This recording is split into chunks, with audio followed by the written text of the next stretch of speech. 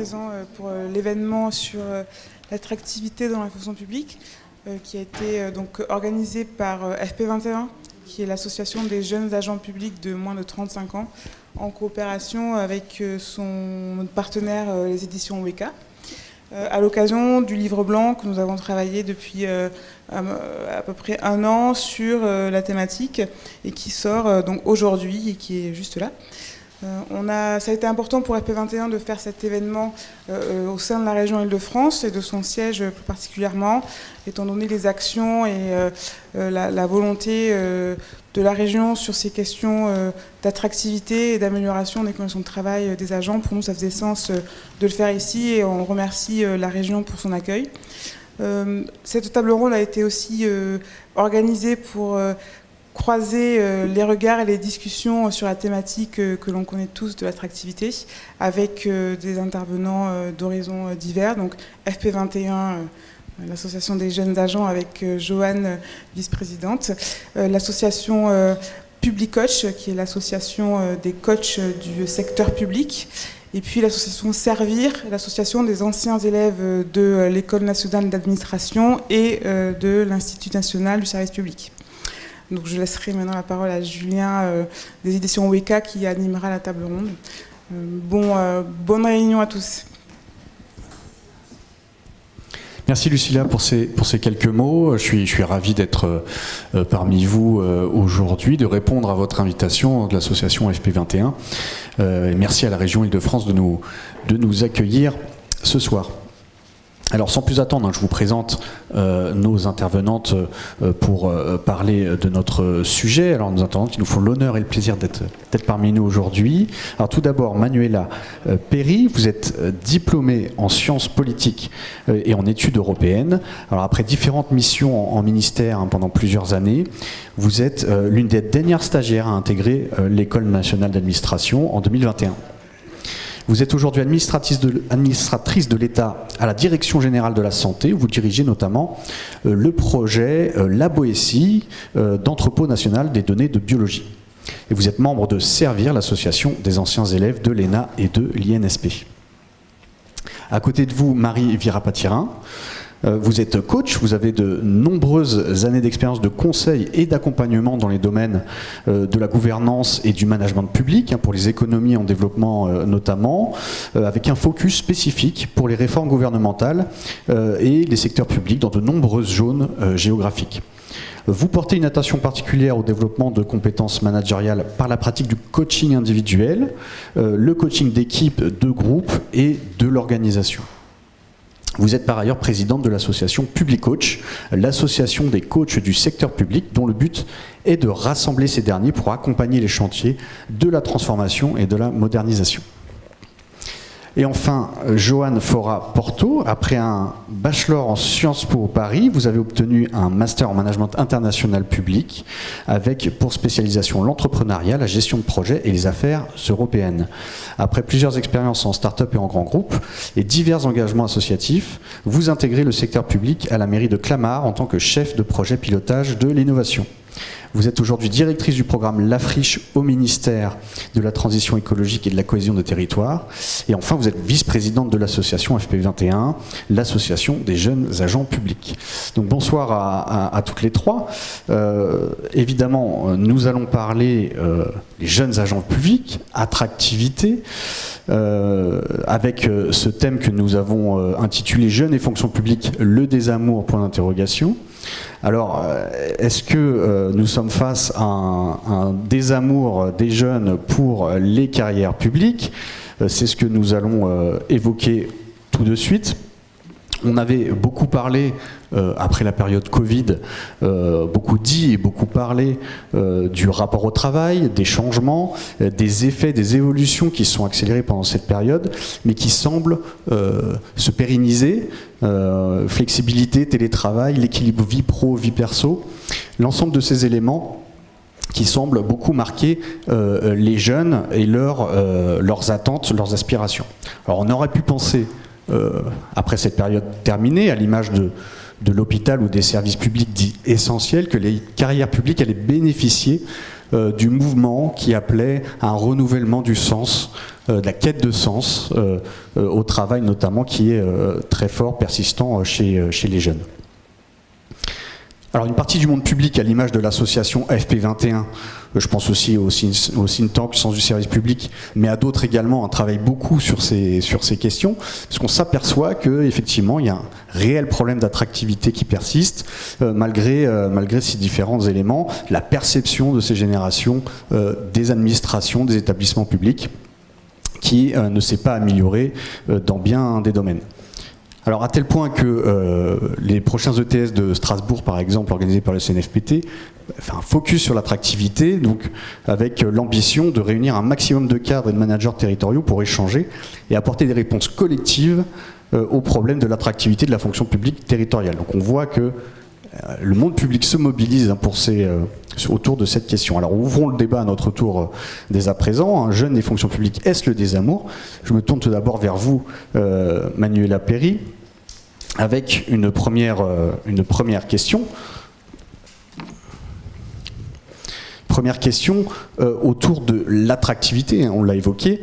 Est-ce une question de management avant tout, face à une fonction publique qui peut être perçue comme rigide, très hiérarchisée? Attend-on un management transformé, moins vertical, et qui implique plus les agents?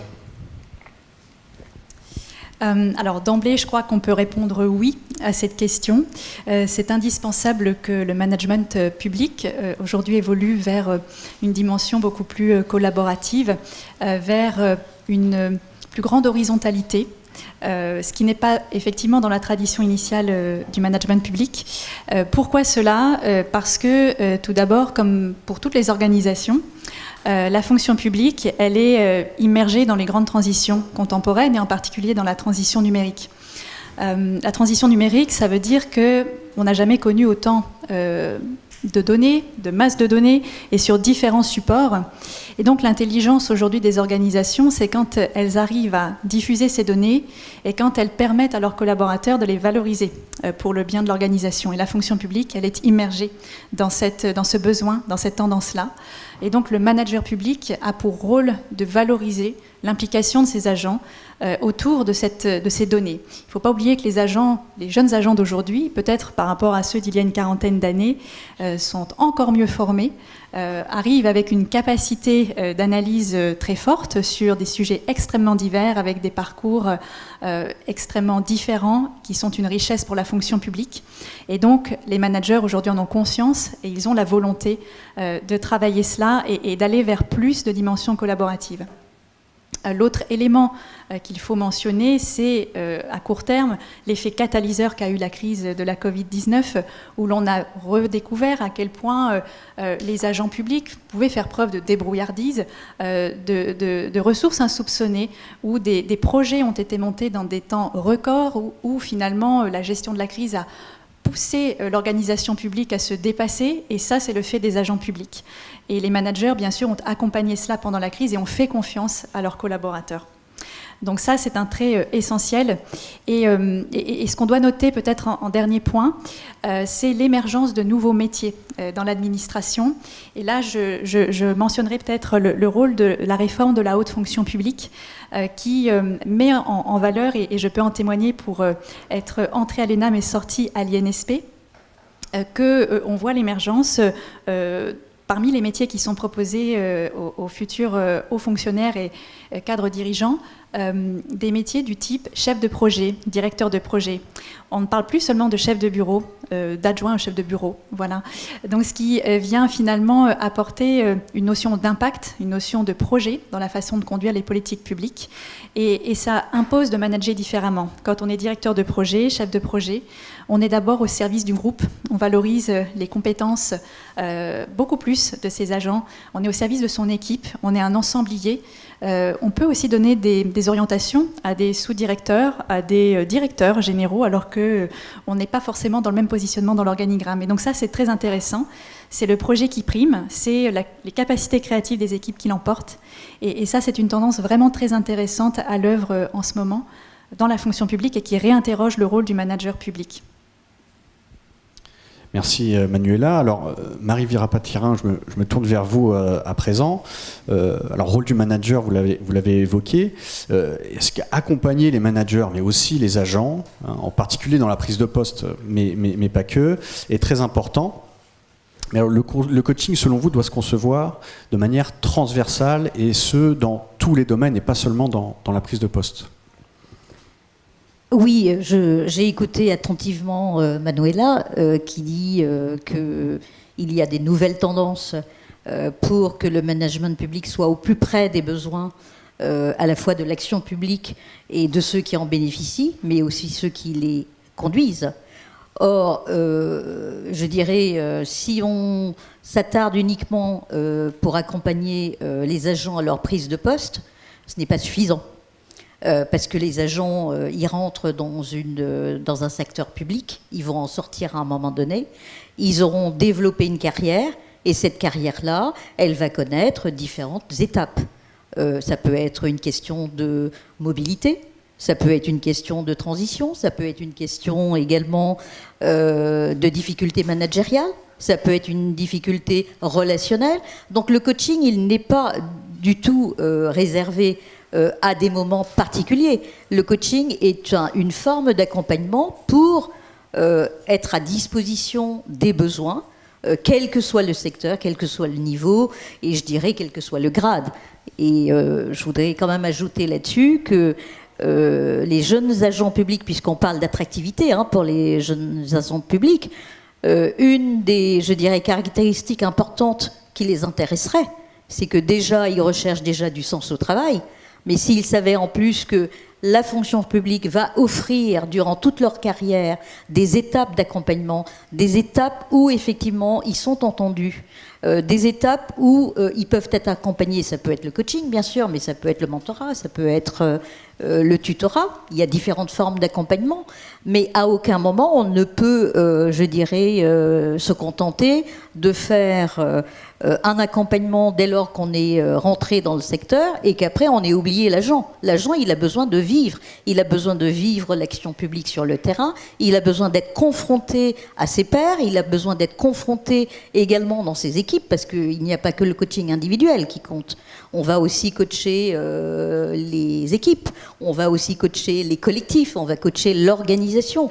Et quand on va être en capacité d'offrir un accompagnement dans la durée, de la même manière qu'on a développé en France, et beaucoup de pays nous l'envient, c'est-à-dire l'accompagnement de la formation tout au long de la vie, il faudrait aussi qu'on puisse se dire qu'il y a des dispositifs d'accompagnement qui sont autres que la formation, qui devraient aussi faire leur émergence dans le secteur public pour attirer, pour fidéliser, pour développer, pour faire progresser aussi les agents.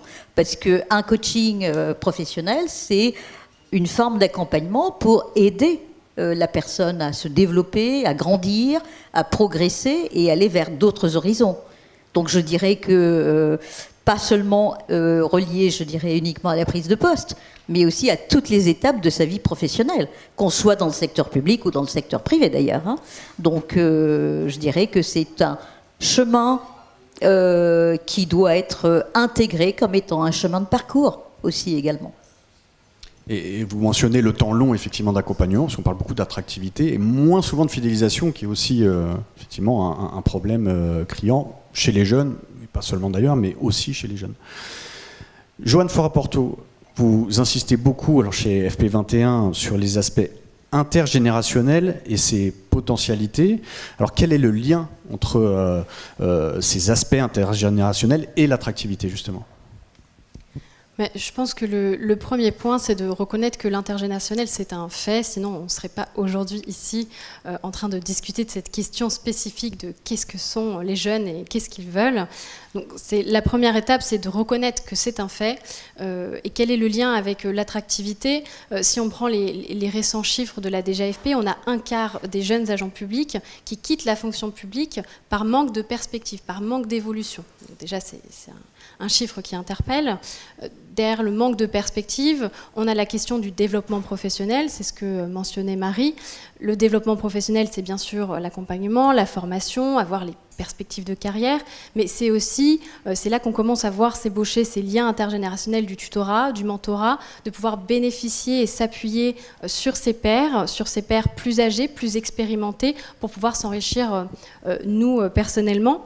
On le mentionnait dans notre note innovation managériale à FP21, on a aussi des binômes RH managers qui parfois sont inexistants ou parfois pas assez efficaces. Et là, on voit encore une fois à quel point ce lien intergénérationnel peut être important, parce qu'au moment où on se pose des questions sur sa carrière, son parcours, de pouvoir se tourner vers nos collègues qui sont passés par ces étapes-là et pouvoir leur poser ces questions-là, c'est aussi quelque chose d'extrêmement important. On parle beaucoup des jeunes agents qui sont à la recherche d'un cadre extrêmement stimulant. On a parlé des data qui seraient fans de numérique, etc. Oui, ils sont à la recherche d'un cadre stimulant, mais aussi d'un cadre épanouissant. Et quand on parle d'épanouissement, forcément, ça passe mécaniquement par les relations humaines, par des temps collectifs de qualité. Et il faut qu'on arrive à sortir de cette impasse qui commence un petit peu à se dessiner, parce qu'on a des jeunes agents publics, on a la fin de cette génération Y et cette génération Z qui arrive avec ses attentes un peu bizarres pour certains. Et on a tendance à se dire « Ah oui, mais c'est les jeunes » et on ne les comprend pas. Et en fait, on rentre dans des oppositions générationnelles qui vont forcément porter préjudice au collectif, à ce côté épanouissant, et à ce côté épanouissant pour tous, hein, pas seulement pour les jeunes agents. Et peut-être un dernier point, pour en revenir à ce côté stimulant et donné, etc., pour aller un peu de l'autre côté du miroir, on a 81% des jeunes, alors pas des jeunes agents publics, mais des jeunes travailleurs qui sont en attente de trouver les dernières technologies dans leur milieu de travail. Donc, qu'est-ce que ça signifie? C'est-à-dire que l'enjeu de transition numérique pour la fonction publique est aussi un enjeu d'attractivité. Donc si on commence à se mettre à la page sur les dernières technologies, le risque aussi, c'est de laisser un peu de côté ceux qui seraient un peu moins à l'aise avec ces technologies. Et c'est là qu'on voit l'intérêt du tutorat et du mentorat qui marchent dans les deux sens, d'avoir ce lien intergénérationnel qui se crée au bénéfice des jeunes pour pouvoir mieux s'aiguiller dans leurs perspectives et leurs questions professionnelles, et pour les gens un peu moins à l'aise avec les nouvelles technologies, de pouvoir bénéficier de ces compétences qu'apportent ces nouvelles générations. Alors vous avez évoqué l'épanouissement et l'importance de l'humain, justement, dans l'épanouissement des agents, et notamment des jeunes agents. Alors, Marie Virapatirin, pourquoi le coaching, selon vous, vous qui connaissez aussi bien le secteur privé que le secteur public, pourquoi le coaching semble si important pour l'attractivité des carrières publiques? Est-ce que justement c'est replacer l'humain au sein des administrations qui peuvent parfois paraître un petit peu désincarnées? Alors, je dirais, je vais d'abord prendre la question à l'envers. C'est-à-dire que quand on parle d'humain, on l'a vu, hein, l'évolution de la fonction publique en France et ailleurs aussi également, où effectivement les process, les procédures, l'organisation étaient, je dirais, les facteurs les plus importants dans le développement de l'organisation. Et puis petit à petit, avec les différentes réformes, avec les différentes tendances et aussi nécessités, on est allé de plus en plus pour essayer de faire en sorte que l'humain soit pris en compte. Mais à la mode anglo-saxonne, on dit human-centric. Ça veut dire quoi? Ça veut dire l'humain au cœur de l'action publique. Pourquoi? Parce que quand on va replacer l'humain au centre de l'action publique, c'est d'abord pour pouvoir répondre à un besoin humain. Une politique publique, à qui elle s'adresse? Elle s'adresse à des citoyens, à des usagers, à des consommateurs qui payent donc des impôts et qui ont envie d'avoir un service public de qualité, en temps, en heure, on time, comme on dirait, et qui apportent véritablement une satisfaction. Donc ça veut dire aussi qu'on ne peut pas faire avec, on ne peut pas faire pour, on fait avec aujourd'hui. Avant, on créait les politiques publiques pour les citoyens. Aujourd'hui, il faut créer les politiques publiques avec les citoyens, avec ceux qui savent et ceux qui ont les besoins. Donc ça veut dire qu'on va replacer l'humain, non pas uniquement par, je dirais, le prisme du coaching, mais par le prisme entier de la nouvelle manière de concevoir l'action publique. On est aujourd'hui dans énormément de chantiers de transformation de l'action publique. Moi, je ne m'arrête pas, je dirais, la transformation des organisations publiques. Si l'action publique en tant que telle, c'est-à-dire stratégiquement, politiquement posée, ne tient pas compte de ce facteur humain qui est extrêmement important, et ce facteur humain, c'est à la fois le besoin du citoyen, qui, lui, va être traduit en politique publique, mais qui va être conduit par qui ? Par un corps des humains, c'est-à-dire les agents publics, quel que soit leur niveau. Or, trop souvent, ce qui se passe, c'est que notre fonction publique est très, très stratisée, c'est-à-dire on a des hiérarchies, on a des strates, on ne se parle pas forcément, on ne collabore pas, on a beaucoup travaillé en silo, on a beaucoup parlé du travail en silo de ces 20 dernières années, on essaye d'aller vers un management plus transverse, plus en mode projet, mais là aussi, ça nécessite aussi d'être accompagné, d'accompagner les agents dans ces nouvelles modalités de travail. Parce que, effectivement, il faut qu'on puisse, vous parliez d'intergénérationnalité, vous, à FP21, mais quand vous avez des managers qui sont plus âgés et qui n'ont pas les codes pour ces nouvelles modalités de travail, c'est pas qu'ils ne veulent pas, la plupart du temps, mais c'est qu'ils ne savent pas comment s'y prendre, comment faire. Donc, l'accompagnement, il va se trouver là aussi. C'est-à-dire accompagner de part et d'autre cette évolution de l'action publique, des modalités de travail, de la manière dont on va faire avancer l'action publique de manière générale. Pourquoi remettre l'humain au centre ? Parce que l'humain, il a effectivement toute sa place, à la fois l'agent public aujourd'hui qui doit faire. Vous savez, la plupart des programmes de coaching qu'on peut trouver, que ce soit au niveau ministériel, que ce soit au niveau des collectivités locales ou parfois au niveau hospitalier, ils sont adressés à des dirigeants. Ils ne sont pas adressés à ceux qui font, qui sont sur le terrain, qui ont besoin effectivement d'être écoutés, d'être compris, parce que comme vous êtes en face d'ordre et de contre-ordre, donc il faut savoir aussi... je dirais, entre guillemets, naviguer dans ces différentes contraintes-là. Donc, pour moi, oui, effectivement, il faut incarner l'action publique. Il faut arrêter de la considérer comme étant quelque chose... on a trop souvent mis en valeur la technicité au détriment du relationnel humain. Et je crois qu'il faut qu'on puisse trouver le juste équilibre et la juste place entre les deux. Alors une autre attente très forte des jeunes, mais qui rejoint ce que vous venez de dire, Marie Virapatirin, dans ce besoin de management transverse, de mode projet, de collaboration. Cela concerne la mobilité, la diversité des parcours et l'évolution des métiers au cours de la carrière.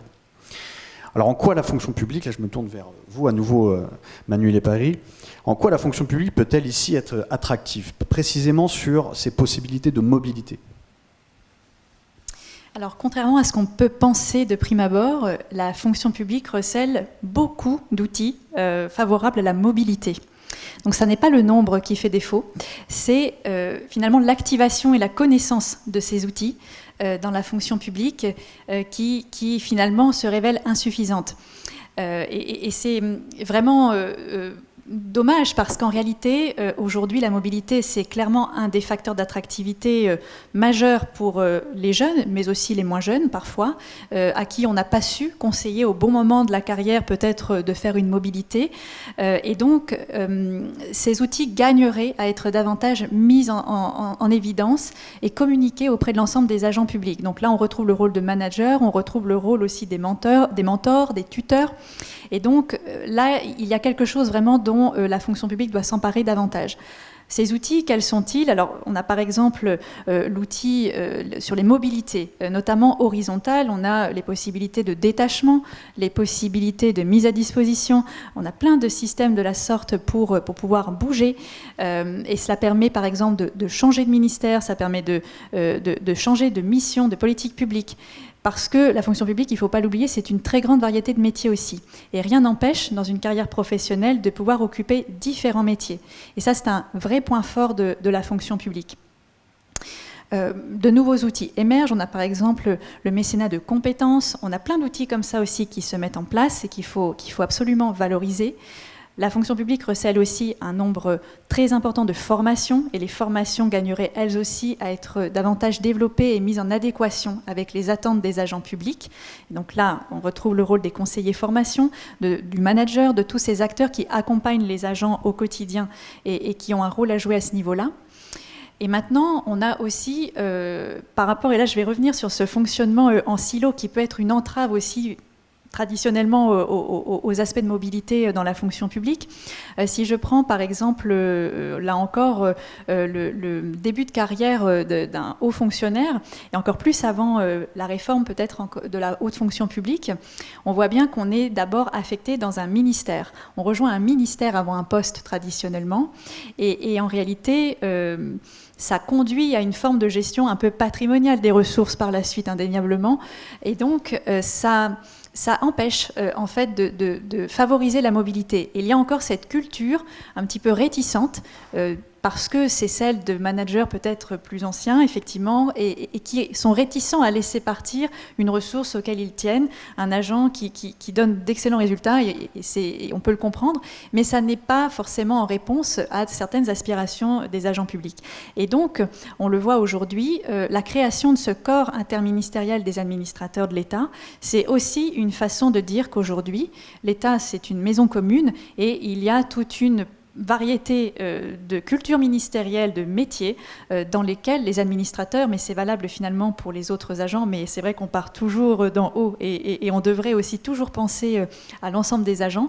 C'est absolument intéressant pour la suite de se dire que l'État aujourd'hui doit s'envisager sous l'angle interministériel et même, je dirais, dans l'ensemble des autres échelons de l'action publique, la fonction publique hospitalière, la fonction publique territoriale, même la fonction publique européenne, internationale. Tous ces différents échelons devraient finalement davantage se regarder et considérer qu'un agent qui passe d'une communauté professionnelle à une autre comme celle-ci, c'est un facteur d'enrichissement pour l'agent, mais aussi pour l'administration. Donc voilà, la mobilité, elle est supportée par un nombre très important d'outils. Il s'agit juste aujourd'hui sans doute de les mettre davantage en avant, de les faire connaître. Autre point, outre la mobilité, puisqu'évidemment les facteurs sont nombreux, concernent le télétravail, dont on a aussi beaucoup parlé, mais plus que le télétravail, Joanne Flora-Porto, c'est l'équilibre vie pro, vie perso qui est devenu, sinon une norme, en tout cas un critère fondamental pour de nombreux candidats. Alors, plus qu'un équilibre ou une séparation, aujourd'hui, n'est-ce pas la flexibilité du travail qui est réellement à développer ? À FP21, on déploie l'idée que, en fait, finalement, on fait le constat qu'on a souvent une logique productiviste qui entre en collision finalement avec une quête de sens, ou en tout cas, c'est le sentiment qui commence à émerger. Mais aujourd'hui, on n'a pas, ou on n'a plus, le débat est ouvert, une séparation nette entre une vie pro et une vie perso. On le voit bien avec le télétravail, on ramène un peu de professionnel chez nous. Avec la flexibilité, on ramène un peu de personnel au travail aussi. Est-ce que c'est pas forcément plus mal dans une certaine mesure ? En fait, ce qu'il faut bien comprendre, c'est qu'aujourd'hui, on a deux vies, pro et perso, qui viennent s'enrichir mutuellement, plutôt qu'elles ne viennent s'opposer. On est sorti de cette précédente conception qu'on devait avoir une vie pro qui devait écraser sa vie perso si on espérait une carrière. À l'inverse, on n'a pas vraiment, parce qu'on a souvent ce cliché un peu sur les jeunes, une vie pro et une vie perso qui seraient très nettement séparées. Et je ne connais pas beaucoup de jeunes agents publics qui, à 18h01, oublient tous les sujets professionnels qu'ils ont eu à traiter dans la journée. Donc c'est déjà sortir de ce carcan-là. Par contre, ce qui est un peu plus courant, c'est qu'on a des jeunes agents publics qui ont des intérêts, des passions, des engagements qui peuvent venir alimenter leur pratique professionnelle. Et l'enjeu alors, c'est de reconnaître, d'accepter et de valoriser ces compétences qui sont acquises ailleurs que sur le lieu du travail. Et ça, on a encore une bonne marge de manœuvre à travailler là-dessus. Ça peut se faire lors d'un congé paternité, un congé maternité, dans une association ou même au sport, quand on est chef d'équipe par exemple. On acquiert des compétences, c'est pas sur le lieu du travail, mais pour autant, on va pouvoir venir les injecter. Alors aujourd'hui, il y a quelques petites choses qui sont quand même possibles dans la fonction publique par rapport à cette deuxième vie, cette vie personnelle engagée. On peut avoir jusqu'à 6 jours de congé. non payés dans l'année, c'est déjà ça. On a aussi les pratiques de mécénat de compétences, mais qui malheureusement sont encore trop peu répandues. Pourquoi ? Parce que souvent on a des barrières du côté des managers, on peut avoir des barrières bien plus souvent du côté des administrations, parce que derrière on a cette idée que, mince, si mon agent passe un jour par mois ailleurs, ou qu'il passe une journée par semaine ailleurs, eh ben, ça veut dire que quelque part, mon ETP n'est pas si chargé que ça en termes de travail. Et si derrière je veux demander un agent supplémentaire, ça va sûrement me freiner dans ma demande. Et en fait, là, on se heurte à cette croyance limitante qui est encore assez présente de nos jours, de se dire le travail, c'est la présence. Et mine de rien, même avec le télétravail globalisé et la flexibilité, on a encore quelques petites réminiscences de cette croyance limitante. Ce qu'on défend à FP21, c'est que finalement, il faut revenir à des lois un peu plus naturelles. Je ne vais pas vous apprendre qu'on n'est pas tous productifs de 9h à 18h, absolument chaque jour, pendant 5 jours, chaque semaine. Ça n'existe pas, ce n'est pas possible, nous sommes tous des humains. Et l'enjeu, c'est de savoir justement s'adapter face à cette courbe de productivité qui varie, face à une concentration qui va être un peu plus en baisse à certains moments, face à une efficacité qui va être accrue sur certains horaires, et comment on fait pour finalement donner ces marges de manœuvre pour avoir des agents qui puissent bénéficier en fait de ces variations-là, tout simplement. Et les marges de manœuvre, elles existent. L'enjeu, c'est de pouvoir les donner pour que les agents puissent s'adapter, bon, bien sûr, dans les limites des obligations de service, nous entendons bien. Et le dernier point, c'est, on en a beaucoup plus parlé dans le débat, c'est l'importance d'avoir une congruence entre nos valeurs, de se dire j'ai des valeurs dans ma vie perso, j'aimerais les retrouver dans mon milieu professionnel. Donc le premier axe, on en parle beaucoup, c'est d'avoir un employeur, et donc en l'occurrence un employeur public qui s'engage pour des questions de transition écologique, pour des questions de diversité, d'égalité, etc.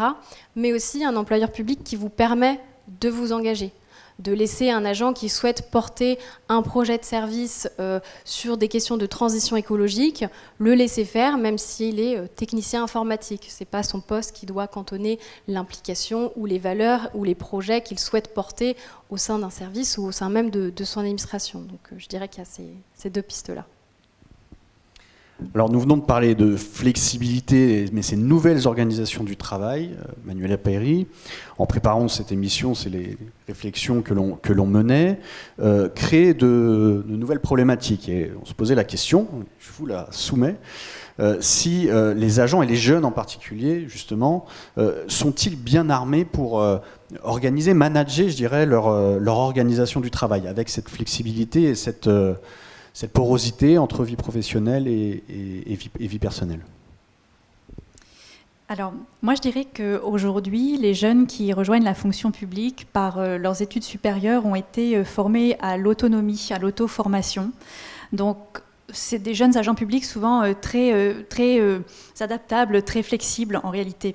Et donc, ce sont des agents qui en général vont savoir assez bien s'organiser sur le travail en tant que tel et sur la capacité à être autonome.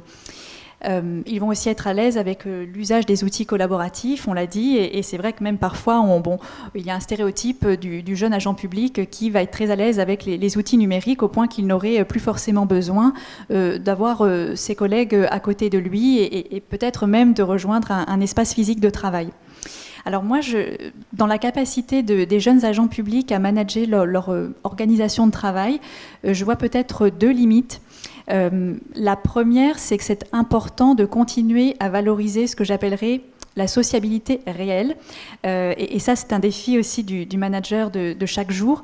C'est important de continuer aussi le jeune agent public, de lui, peut-être par le compagnonnage, peut-être par justement la prise en main par un agent plus expérimenté dans le collectif de travail, expliquer l'importance effectivement de ces temps d'échange plus ou moins formels qui peuvent passer par le coup de fil, trop souvent aujourd'hui remplacé par la visio, ou même l'échange informel au détour d'une porte de bureau.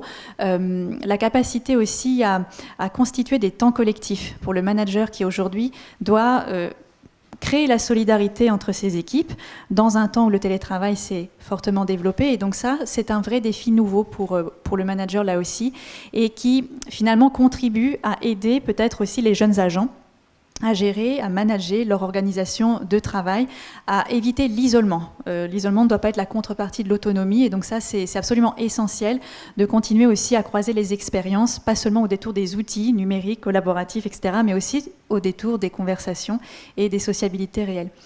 L'autre élément, c'est finalement l'importance de garder une protection entre les temps de vie, de savoir bien articuler ces temps de vie.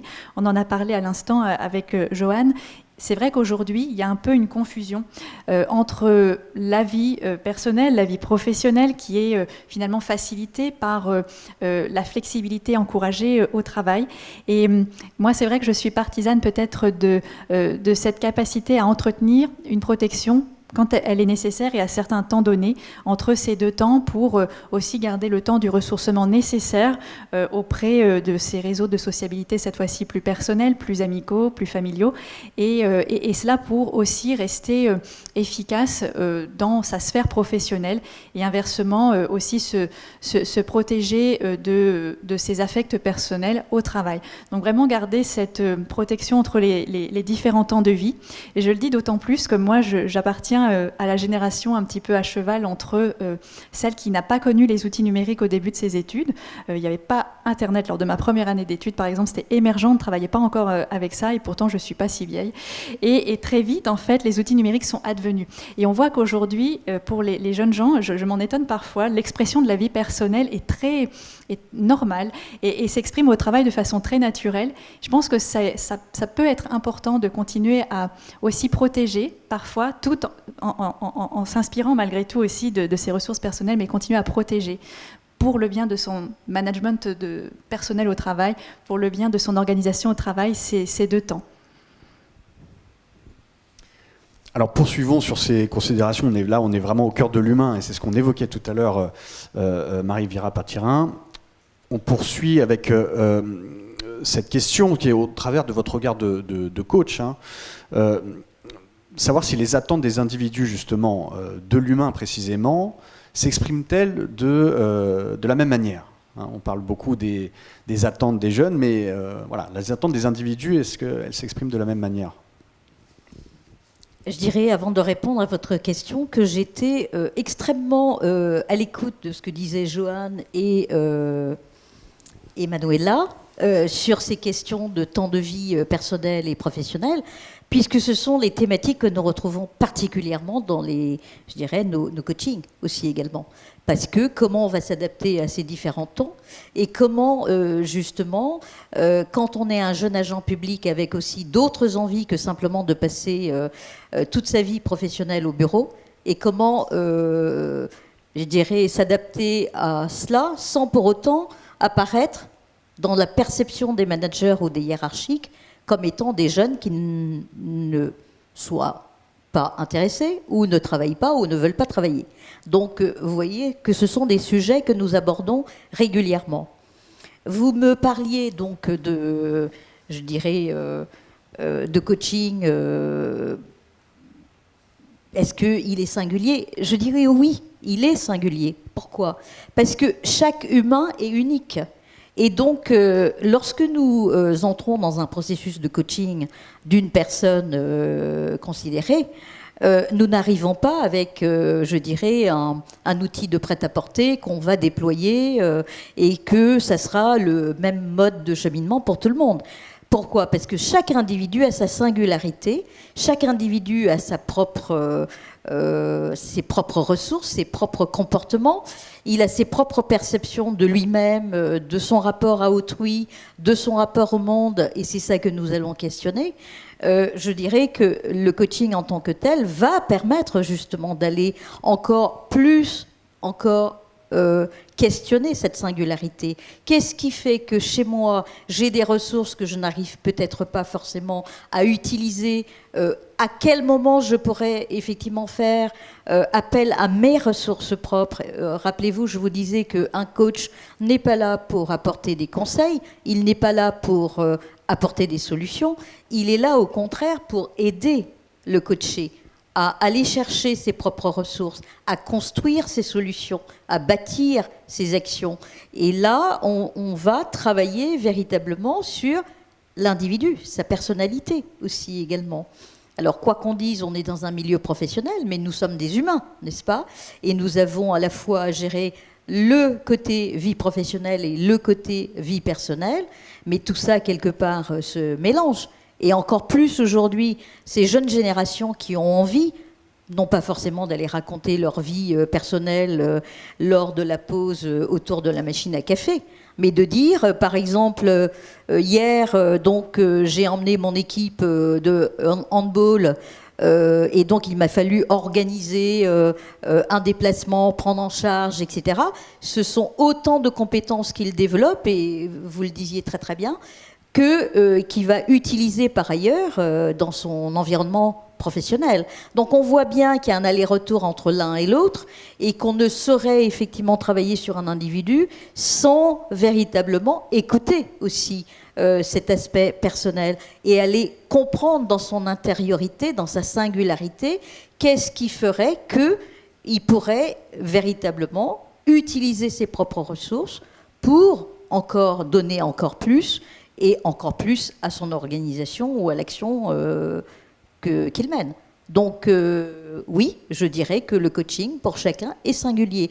Et alors ça ne s'arrête pas simplement au coaching individuel. Je dirais que quand vous prenez un coaching d'équipe, vous êtes un manager, vous avez une équipe, par moment vous avez aussi besoin de comprendre aussi comment fonctionnent vos relations avec votre équipe. Vous allez travailler sur un coaching d'équipe, mais n'oublions jamais qu'une équipe, c'est un assemblage d'individualités. Or, toutes ces individualités ont leur propre singularité. Et comment vous, en tant que manager, vous allez manager toutes ces singularités de manière à arriver dans un juste équilibre de l'ensemble des forces, des faiblesses, des compétences, où que tout un chacun puisse s'exprimer, apporter sa différence, et cette différence qui va co-construire, en fait, l'équipe. Et ça va être la même chose pour les collectifs, et ça va être aussi la même chose pour les organisations. Donc, écoutons aussi la singularité de nos agents publics.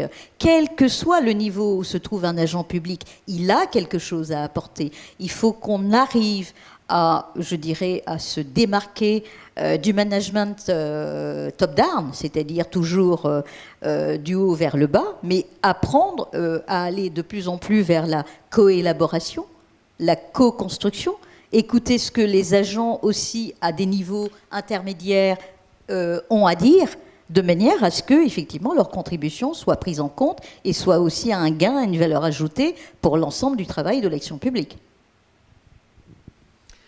Joanne Fora-Porto, et ce sera le mot de la fin que je vous réserve. On a vu que les jeunes ne sont pas un objet sociologique homogène, il y a une singularité. Malgré tout, disons, les jeunes et les aspirations qui peuvent être communes aux jeunes générations, et si, posons la question, et si les attentes de ces jeunes générations n'étaient pas si différentes des autres générations? Je pense qu'effectivement, c'est la question à poser. Hein. On a commencé cette table ronde en parlant aussi de l'intergénérationnel.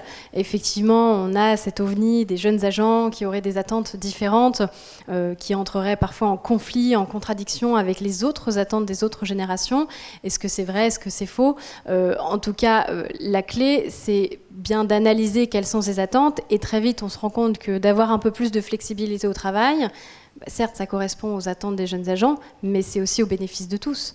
C'est au bénéfice d'une grand-mère, d'un grand-père qui veut pouvoir aller chercher ses enfants à la sortie de l'école. Et en fait, c'est cette question dont on parlait de l'équilibre vie pro, vie perso. Si on arrive à mieux la balancer, à mieux leur permettre de se rencontrer et de s'enrichir, c'est forcément, nécessairement au bénéfice de tous.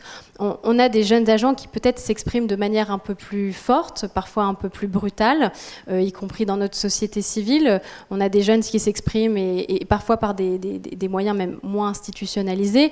Ça ne veut pas pour autant dire que ces attentes ne sont pas aussi exprimées et désirées par les autres générations. Et effectivement, je pense que c'est faux de penser que toutes ces attentes sont spécifiques aux jeunes. C'est simplement que eux, peut-être aujourd'hui, s'expriment de manière plus forte, plus abrupte et sont peut-être un peu plus intransigeants quand il s'agit de choisir son prochain poste, sa prochaine mobilité, parce que d'ores et déjà, ils prendront en compte ces attentes-là. Mais effectivement, si nous travaillons sur ces attentes, ce sera au bénéfice de chaque agent public. Bien, merci Joanne, merci à toutes les trois pour ces quelques commentaires, ces analyses à poursuivre dans le livre blanc que nous avons le plaisir chez VK d'éditer avec FP21. Donc une somme de réflexions, d'analyses, de pistes à découvrir sur ce sujet d'attractivité des jeunes par rapport aux carrières publiques. Donc je vous invite à le retrouver ici présent et à le télécharger sur vk.fr. C'est téléchargement libre et gratuit, bien entendu. Merci infiniment et je vous dis à très bientôt pour poursuivre ces débats. Merci. Merci beaucoup.